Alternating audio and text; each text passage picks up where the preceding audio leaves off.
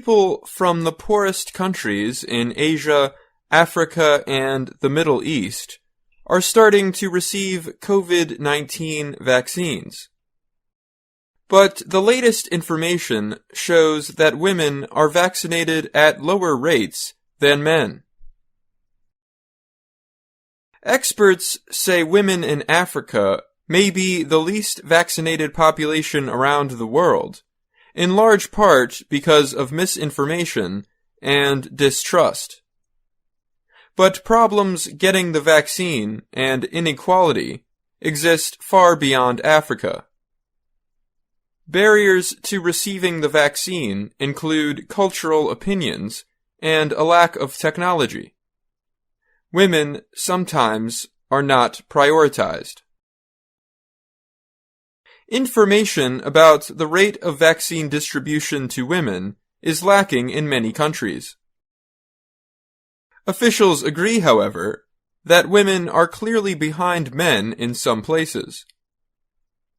Experts say the issue must be addressed for the world to defeat the pandemic. Claire Wenham is a professor of worldwide health at the London School of Economics. If women do not get vaccinated at the same rates as men, they will become even more marginalized, she said. This will just be one more instance where they are excluded from society. Sarah Hawkes tracks worldwide coronavirus information by sex at University College London. She said whether women were able to get the vaccine earlier in the pandemic was often decided by how countries gave out their first shots. She said Pakistan and other countries gave their first vaccines to groups like the military and immigrant workers, who are more likely to be men. Sasha Fahmy is a women's health researcher at the American University in Beirut. She said that in Lebanon, like much of the Middle East, women were protected from COVID-19 at first because they were more likely to follow social distancing guidelines. Over time, she explained, women faced higher exposure to the virus. Women are more likely to do household work and take care of sick relatives. Fahmy also said women were less likely to have information about the virus because they have lower reading rates.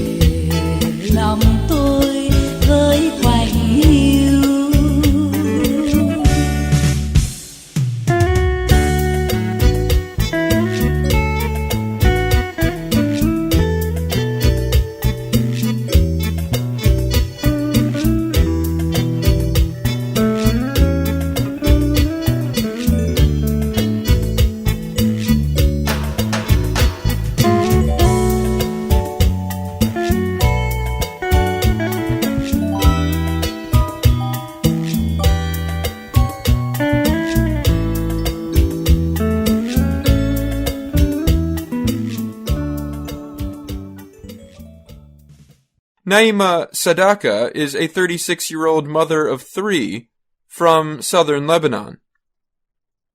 She did not consider getting the vaccine because she believed there were scientific disputes about it, which is untrue. Since there are disagreements among the people of science over it, so better without it, Sadaka said. Many studies have proved all COVID-19 shots approved by the US and Europe greatly reduce the risk of hospitalization and death. In Bangladesh, the use of technology to increase vaccination rates may have hurt women. Government information from September showed that 8 million men, but just 6 million women, had received their second dose of COVID-19 vaccine. Ramesh Singh is the Bangladesh director for the organization CARE. After working on COVID-19 measures in some of the country's clothing factories, Singh noted that most of the workers were women. He said the factories have been open throughout the entire pandemic. That would seem to put women at higher risk because they're exposed, but they were not getting enough protection, Singh said. Singh explained that Bangladesh began vaccination efforts by asking people to register on a mobile app.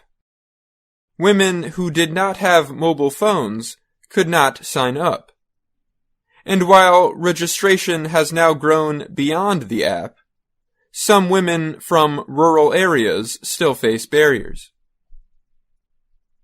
Officials say that vaccinating more women in poor countries may depend on an important group: female healthcare workers.